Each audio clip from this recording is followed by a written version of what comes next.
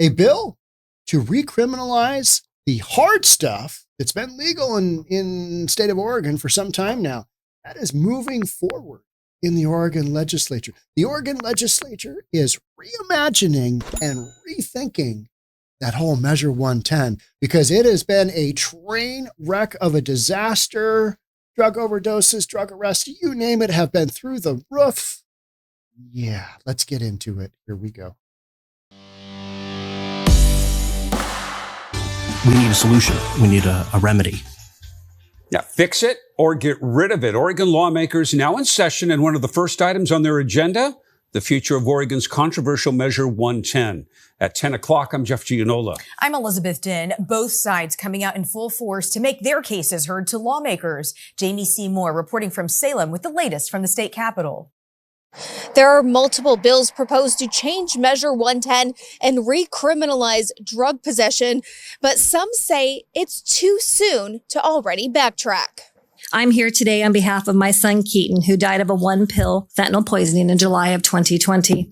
Fentanyl and the lack of affordable housing and treatment that are to blame for the crisis we see on our streets. A room divided as lawmakers heard from dozens of Oregonians weighing in on the future of the controversial voter-approved Measure 110. One proposal, House Bill 4002, would repeal the law that decriminalized small amounts of hard drugs and go from the current Class E violation to a Class E misdemeanor with potential jail time. Some who testified on its behalf came from law enforcement, talking about their own experiences like responding to overdose calls. But a moment later, 4 cops, 4 firemen, 2 ambulance paramedics stood so silent that we could have heard a pin drop. 15-year-old life passed through our fingers right there. Others spoke to the impact of fentanyl across the state as it has become more prevalent in recent years. It's no longer 2020. The world has changed. Fentanyl has become a death grip on our society, our cities, our rural communities. God, the world's no longer 2020. What an absolute cluster F of a train wreck that was. Summer of love? Really wasn't a summer of love, was it? And our schools. Melly Rose works for nonprofit The Iron Tribe Network, a recipient of Measure 110 funds. She says it's too soon to reverse any part of it. It takes a while for these systems to get up and running, but they're up and running now. They had immediate wait lists. We just need more. I get that, but how many people do you want to have die in the meantime? She's talking about the funding and getting the availability of treatment to people. How many people are going to die in the meantime? That's the real issue to me. We need more. This is a good start, and we need to keep moving forward, not moving backwards. Others who spoke against the bills say that recriminalizing drug possession would put additional hurdles on an already strained public defender shortage with a greater need for treatment options instead of jail time. We need more treatment. We need more services. We need more non-police mobile crisis teams to respond to people who are in crises. If legislation is not... Okay, we know that you need all that stuff. You're not going to get it. It's not there. Budget isn't there, and the ability to put that in place overnight isn't there. So what do you have? You have cops who can arrest people, put them in jail. That's really all you've got. That's all you've got. Stopgap right now today. Not passed, some who testified say they're already considering putting forward ballot measures for the voters to decide on its future. Reporting in Salem, Jamie Seymour, Coin 6 News. Now, City of Portland they've been pushing back as well. But as long as you've got a state law in place, then, you're pretty much hosed. You're going to have to wait for that state law to take effect to get changed before you can really do anything on a local basis. And Portland, way more rocked than the suburbs. Portland, Eugene, the big blue liberal cities. They're the ones that have just been absolutely rocked. Seattle, LA, San Fran, Vancouver, BC. What's going to happen if we decriminalize drugs and we just, make it a free for all and we hand out tents and hand out blankets, we hand out needles, hand out booty bump kits. Because if your veins get a little tricky from, shooting up intravenously for years and got to put it up that backside, here's a little kit for that. We've literally gone that far here in the Pacific Northwest. And now we're at a point where, good Lord, doesn't look like that worked out. Yeah. Stats aren't looking good. We got people dying all the time. My son passed away as well. So, this isn't just well, you know what? Maybe we should do this. We know that drugs are killing people on a daily basis. What percentage of Portland's budget, police budget, goes to fentanyl overdose calls? What percentage of Portland's fire department goes to fentanyl overdose calls or fire calls because of people on fentanyl that are just lighting stuff on fire because they're so whacked out of their mind? It's not just fentanyl, it's speed, it's meth, it's, all this stuff. Anything that can be laced with fentanyl is. It's really happening. This week, a bill aimed at rolling back Oregon's previous decision to decriminalize drugs, known as Measure 110, is making progress through the legislature. It was passed out of committee on last Tuesday. Oregon lawmakers on the Joint Addiction Committee on Tuesday evening voted for a proposal to backtrack on Measure 110 and reshape the state's approach to the drug addiction and overdose crisis after months of planning and an intensive 3 weeks of debate and reworking the proposal. Don't forget, we had a trip to Portugal in there as well. Let's see, Portugal did kind of the same thing, but they've got a lot more resources. State of Oregon has some of the worst addiction services available to their constituents. They just don't. It's at the bottom of the barrel per states with population and access to treatment, access to detox, access to all of these things. So it's not like overnight Oregon can just miraculously get a whole bunch of beds together, get a whole bunch of treatment together, get a whole bunch of, we heard that, you've got, public defenders, you've got a shortage of them as well. The whole system is just wildly broken. So what do you got left? You got cops throwing people in jail, and then you've got district attorneys like Mike Schmidt not really doing much of anything. So, where's this all going to go? I don't know, but at least this is a step in the right direction.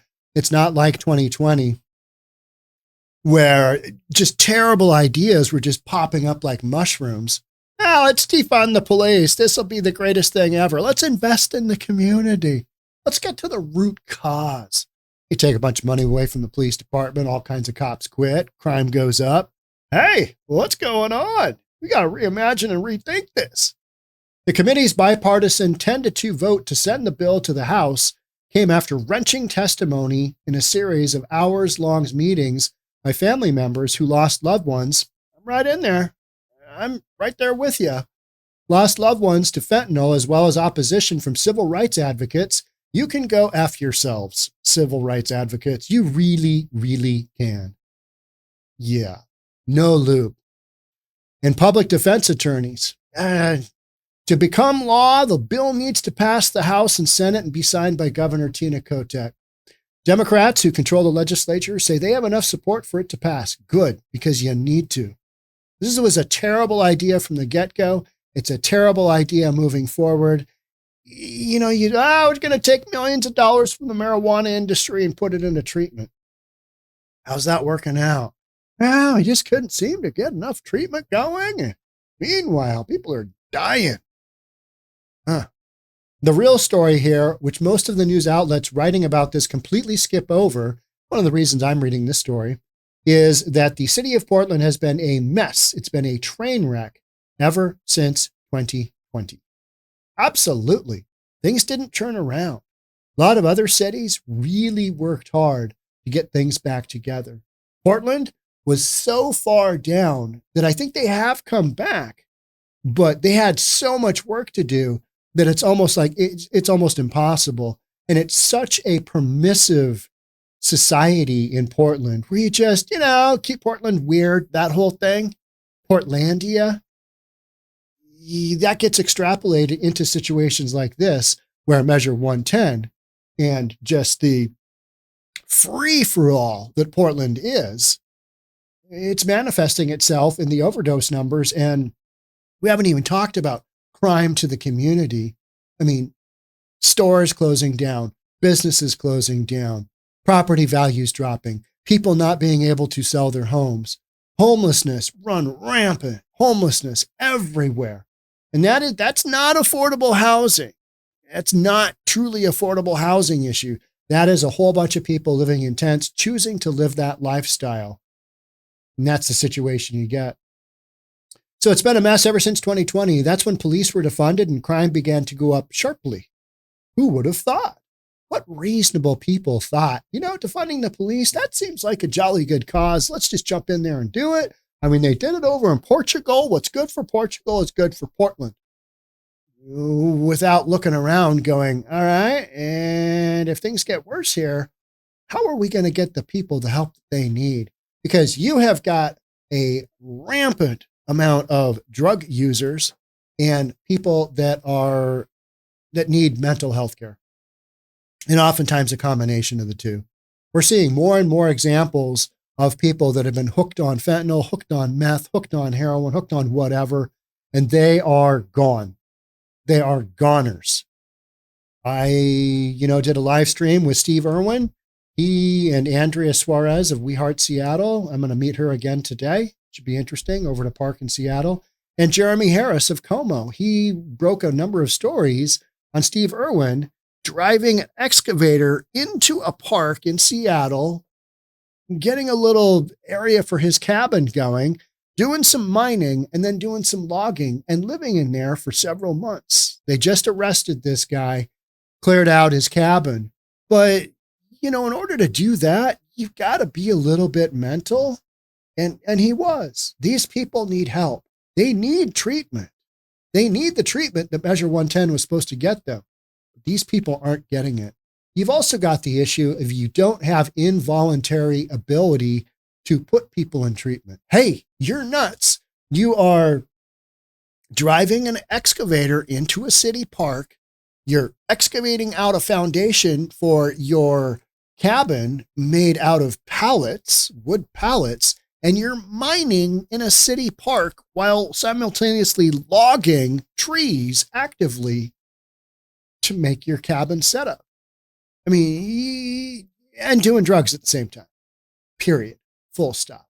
So you've got, that's a really blatant example, but you've got that times thousands in Seattle, in Portland, Skid Row in LA, Tenderloin in San Francisco. Macy's just shut down in San Francisco. Well, it's pretty close to Tenderloin. It's also pretty close to the downtown core, the financial district that's just been whittled out.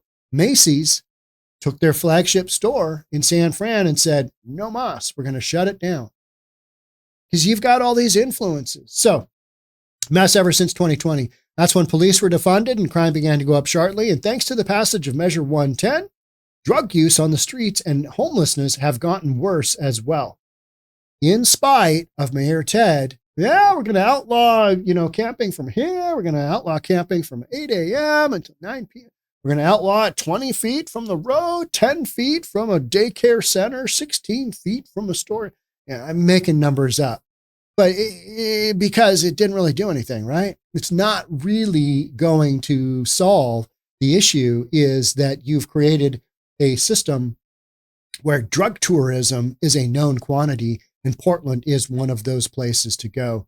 Steve Irwin, the guy on the excavator who I talked to, he said he'd, been in Seattle. I asked him point blank, have you been to Portland? Because I thought maybe he'd come through Portland first. Because he came from Mississippi. I think was it Mississippi or Missouri? Mississippi. He came from Mississippi. And he's like, I heard it was good out here in Seattle. And I've been here ever since. It's been 5 years. He's just out here homeless doing drugs. So Portland has been doing what it can to deal with these problems, including passing a city ban on open drug use last September. All right. The city ban, it just makes it a $100 misdemeanor fine and up to 30 days in jail. Nobody's going to jail. But if you call a hotline, 1-800-GET-ME-OFF-DRUGS, you can have the whole thing just disappear. And a tiny percentage of the people who get the tickets handed out to them and then subsequently used for toilet paper call this 1-800-GET-ME-OFF-DRUGS hotline. It's so ill-conceived. You've got a bunch of politicians that haven't been around addiction who, well, I think that they will call the hotline and this will be great. This will move us forward. That's not how addiction works, especially the drugs that you've got out there now. These are literally making people crazy. And I don't know if a lot of them can come back to reality to become normal operating human beings. I think they're too far gone. So you've got an entire generation of people that need to be, number one, detoxed, and number two, basically, put into a mental institution against their will because they want to be out doing the drugs. I asked Steve Irwin, our Seattle mining man on the excavator, how long he thought he could stick it out in, the encampment he was in. And he said, until the end. And I was like, okay. And in my head, I'm thinking, that doesn't sound like you want to go to treatment. No. But of course, the city can't ignore state law, which says that drug use is legal statewide. So the ban on drug use in Portland hasn't taken effect and won't until Measure 110 is overruled. That's what they're working on. Meanwhile, Portland's tourism has also taken a hit. Not shocking, right? So one of the San Francisco stories I was covering, you had this news segment where the person representing the city of San Francisco is trying to blame their problems on the media throwing the city under the bus with just a bad reputation, ignoring all of the crazy nonsense going on in the streets of San Francisco. Yep, it's the media's fault. They're throwing us under the bus. Things are good here. And you're like, what about the bipping? What about needing a poop emoji map for the city so you know where all the poop instances are? Because you got so many Looney Tune drug addicts running around pooping on the streets, pooping on the sidewalks. What about that? Nope, it's the media. They're portraying us poorly, throwing us under the bus. That's what we need to have fixed. Fox, you need to take a break. So you've got tourism is taking a hit because people aren't eager to attend conferences or take vacations in a place where violent crime is up and addicts roam the streets with no fear of arrest. Big corporations don't want to have their employees involved in that kind of tomfoolery, shenanigans on the sidewalk. They don't? What? Hey now. San Francisco's tourism has taken a massive hit. Massive hit. People don't want to go to those sections of town. Simply put, Portland has not recovered well from the pandemic, and it's gradually dawned on everyone that many of the reasons for that are self-inflicted problems. Yeah. Did I do that? The Biden, I did that. Sticker pointing up to the $18 a gallon gasoline. Let's reimagine and rethink this. Are these self-inflicted? Yes, they are. They didn't just happen. And you know what? City of Portland residents, constituents, you guys voted in these jokers that are letting these shenanigans happen. Seattle, you guys voted in these people that allowed the shenanigans that were chopped. You guys made that happen. So it's on you. Keep voting blue, right? Just keep voting blue. I'm sure it'll work out. It'll just work out. For the last several months, Governor Tina Kotex has gone through a series of steps involving a task force making recommendations about what to do about these problems. All of this was political theater designed to reach the obvious conclusion that the state needed to do something about Measure 110.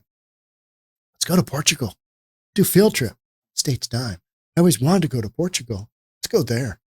Yeah, drugs are bad. Drugs are bad. And that's where we are now. We're reimagining and we're rethinking that whole Measure 110. It didn't work out all that well. Just a few years ago, Measure 110 was sold as a bold new vision for dealing with the drug problem, one that would replace the old, harsh system of imprisoning people. Don't want to do that. Racist. The results have been a disaster. When Oregon voters passed Measure 110 with nearly 60% support, the vision that advocates laid out was grand, and you guys bought it. You guys bought it. Hook, line, and sinker. It's going to be the greatest thing ever. Measure 110, greatest thing ever. And here we are. A couple years later going, good Lord, that was a terrible idea. We need to reverse that bad boy. That was not good for our city. The state would deconstruct the existing punitive and ineffective system that criminalized drugs. Oh yeah, get rid of it. Get rid of it. Get rid of it all. And then build a new apparatus in its place. Okay, there's where the rubber hits the road. Didn't happen, did it? No. People would no longer face criminal penalties for possession of small amounts of substances like fentanyl and methamphetamines, meth, speed. Long calcified pathways through the criminal justice system, reinforced societal inequities would be abandoned. Treatment options for those struggling with addiction funded with hundreds of millions of dollars from the state's legal marijuana tax that would be widely available. Recent federal data showed that Oregon had the steepest increase in the country of overdose deaths since the pandemic started by a staggering 1,500%. Decriminalized drugs, 1,500% rocket to the moon? Who would have thought that? Who would have thought that was, going to be the end result? I thought everything was just going to work out hunky-dory. Just like when you defunded the police, that should work out just fine. It won't impact the people lowest on the totem pole of priority. Their communities won't be impacted at all. I'm sure things will be fine. Yeah, it didn't exactly work out that way, did it? It's like when you try and bring in hundreds of thousands of illegals into your community and you already have a housing situation and you got crazy people running around on drugs whacked out of their mind and you have both people compete for the same housing and you don't have enough resources and you're a self-proclaimed sanctuary city. How's that working out? Let's go, Brandon Johnson. How's that working out? Eric and Mayor Eric and Adams in New York City. How's that working out? The city's gonna be destroyed. Nearly 1,000 people in Oregon died from opiate overdoses in 2022. Public health officials warn the crisis shows no sign of abating. Why would it? People are hooked on a super strong narcotic, opioids laced with fentanyl. They don't want to get off. They're living their dream, which is a nightmare. But because they're on that path, it's what they're doing. They're not going to get off without somebody really shaking the cage. I don't see that happening. I especially don't see that happening in Portland, in Oregon. I mean, are you going to start actually throwing people in jail? Jail system. You don't have the ability to do that. You're actually going to start throwing people in treatment, mandatory treatment? You don't have that either. So what options do you have? That's the question of the hour. You can reimagine, rethink, rework, whatever it is, get to the root cause all you want until you do something. And why I bring those statements up all the time is because those are excuses for just talking about something. Let's just talk about it. Let's have a committee meeting. We'll just talk. We'll come up with a plan. How about do something? How about you do something about it? Because that's what citizenship wants you to do at this point. But what options do you have? Where are you going to go? What are you going to do? What are you going to create? You got a budget deficit just about everywhere you go to, right? You got a budget deficit. What are you going to do? I don't know. I guess we'll just reimagine, rethink, and we'll just go down that road again. I'm sure it'll work out. Nevertheless, activists continue to believe Measure 110 just needs more time. And I joke about that continuously. If we just had more time, this would work out. If we could just get a little more time, we could just do the same thing for the 1,000th time after 999. It's going to work. It's going to be a miracle. Decriminalizing drugs, greatest concept ever. Till it's not. It's where we sit. 110 just needs more time and have pushed back against the efforts to repeal or revise it. Those people are idiots. They are. Yeah. Their head is stuck up their ass in academia, not in the real world.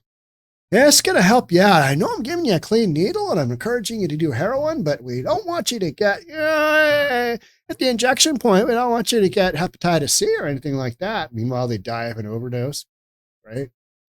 All right, guys, really doing a job. The ACLU of Oregon, Latino Network, and Urban League of Portland pushed hard against the proposal on Monday, demanding that lawmakers not cave to the wishes of law enforcement in cities. That should tell you something, shouldn't it? Yeah, don't cave to law enforcement. Those guys don't have our backs. It's going to throw you in jail. Sandy Chung, executive director of the ACLU of Oregon, called it a step backwards. Well, Sandy Wang Chung, I would have to disagree. It's not a step backwards. You got to figure something out moving forward. And this ain't it. Just, Portugal did it. Let's do it too. Should be greatest thing ever. The ACLU of Oregon urges you to vote for an Oregon filled with healing and thriving communities. All right. I want to support that as well. But, going down this whole harm reduction, going down this whole housing first thing has gotten you absolutely nowhere. I don't see any healing happening. In fact, I'm seeing more and more people losing their effing minds from drugs because that's what these drugs do. And I'm not seeing thriving communities. We're seeing the opposite of that. That's why so many people in the community are saying, repeal 110. Repeal 110. Not more jails and prisons. I'm not saying jails or prisons are the answer to this. I don't think they are, because I think a lot of these people need to get detox. They need to get treatment. They need to go and then some kind of mental rehab. I am not a health professional, but the people that I know when I run into them on the streets, they're gone. They're gone. You try and have a conversation with them and you can see the wheels turning, but not all their gears are clicking. The engine's running, transmission is not in drive. It's somewhere between reverse and neutral and they can't figure it out. Maybe the differential's gone. I don't know, right? You just don't know because they're whacked. They're just focused on getting their next hit. They've been up for, 72 hours and they're scratching themselves to get to that bug that's, underneath 7 layers of epidermal tissue. Rob Stewart, the CEO of On Point Community Credit Union, said crime and public consumption of drugs has forced the company to spend more on security. His staff feel unsafe. In the past year, we've had 25 branch robberies. Now, let's see. Let's go back to the ACLU. The ACLU said they want thriving communities. Now, if On Point Community Credit Union has had 25 of their branches robbed, is that, how can you say you want to see thriving communities? I mean, what planet are you from? What planet are you living on? I understand jails and prisons, but you don't have this option of getting people all the treatment that they want right now. So what are you going to do? You've got a whole bunch of nut jobs out there on drugs and they're running around stealing stuff because they know they can and they know they'll get away with it. So it's not just decriminalizing drugs. It's also getting some of these district attorneys out of there that are just horrific for your community and getting some politicians out of there that are horrific for your community, but you voted them in. You got to make that vote count. You got to make that vote count. Otherwise, all this is just nonsense. I'm just sitting here in Bellevue, Washington, and it means nothing. Got to make a change. Oh, good Lord. Who are we going to vote for? That guy's got an R in front of his name. Does that mean reasonable? Yeah, that guy sounds like he knows what he's doing. Let's give him. Oh, he's Republican. Good Lord. No, we can't do that. The neighbors will find out and they will have us for lunch, breakfast, and dinner. Can't have that. That's what you're up against. I guess we'll just try this again. We'll go with the Democrat guy because, this is really working. Recriminalization, Stewart argued, would be the only way to give law enforcement the tools to curtail public drug use. You know what? It's not just public drug use. It's getting these people the help that they need because of a situation that these societies have created. You've coddled these drug addicts. You've enabled them. Yeah, go ahead, live wherever you want. Take whatever you want. It's fine. Do whatever you want to women. Trafficking, it's okay. It's all right.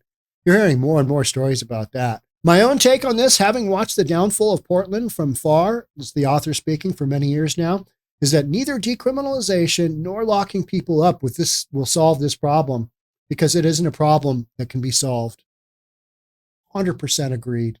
You do not have a fix. There is no fix. You've boxed yourself in. You're kind of stuck with it. There is no magic pill that turns homeless addicts into reformed, productive members of society. Full stop. Offering clean needles and endless services won't do it. Neither will housing, and neither will putting them in jail. Even those interventions that work can't keep up with the pace of new addicts showing up on the streets. People getting hooked on drugs. Now, pills are getting down to, 60 cents a pop. I saw a story the other day. In some communities, they're giving fentanyl to the pigeons because it's so cheap. Let's see what happens to the pigeons when they get hooked on the fentanyl and they get hooked on the blues. Just sick nut jobs. But the addicts aren't the only ones who matter. That's what I think the ACLU and similar activists tend to overlook. We can't solve the problem of fentanyl addiction, but we can keep the streets cleaner and open for business so people who aren't fentanyl addicts have a nice place to live. We can do that? Wow, I had to think about that for a second. Let's see. Can't take care of all the people on addiction, but we can tell them that they can't live on the streets, and we can tell them and enforce the fact that they can't rob us blind, and then we can have clean streets, and then we can have businesses open with people out working. We could have tourism again. I'm gonna have to think that one through. That's kind of mind-blowing, isn't it? You mean like a normal city? I don't know if we're ready for that. I don't know if Portland's ready for that. I don't know if Seattle's ready for that. And that could be some groundbreaking stuff. Yeah, for those of you who don't know me, I'm completely joking because that should be the ultimate goal. Nice place for people to live where you follow the rules, where people aren't whacked out of their mind on drugs. You can't tell me, go to any homeless community in Seattle, Portland, LA, wherever, come up with somebody walking the streets, half clothed, dirty, just, hasn't changed their clothes in a week and they've been up for 3 straight days on a meth run. Try talking to those people. Yeah. See what kind of answers you get out of it. See what kind of conversation you have. That's where the ACLU is just absolutely clueless. We can make it possible for people with physical handicaps to move down the sidewalk rather than being forced to traverse the streets because of all the tents blocking the way. Portland had they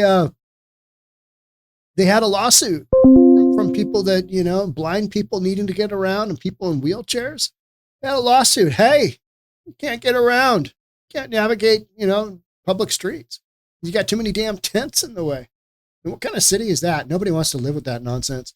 Locking people up is a brute force means of doing that, but it's better than not doing anything at all. And I agree with that 100%. And here's why. It's the only option you've got.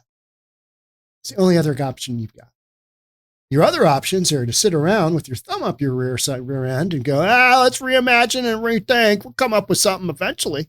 Let's go to Portugal. See what's going on in Portugal. Hey, you have a good vacation? Yes, I did. The choice is between lots of addicts walking around stealing and pissing on the street and lots of addicts locked up in jail. Jail is the better option for everyone else. At some point, everyone else has to matter. Ooh, wow, that's a concept right there. Weird. Here's the thing. You gotta take that one step further. If everybody else wants their opinion to matter, and if you truly want to clean up your community, you got to start voting some reasonable folks in. These blue-haired nut jobs ain't going to do the job for you. They are the cause of the problem. Period. You don't have to take my word for it. It's Oregon Democrats who are about to repeal Measure 110. 100% true. Weird. They have learned this lesson the hard way. The new bill should pass sometime in the next 10 days, and I will podcast on it when it does. The real thing is, what's going to change when Measure 110 gets repealed? Like, what's literally going to change? What's going to happen with the streets of Portland? It's going to be different. Yeah, not much. Not much.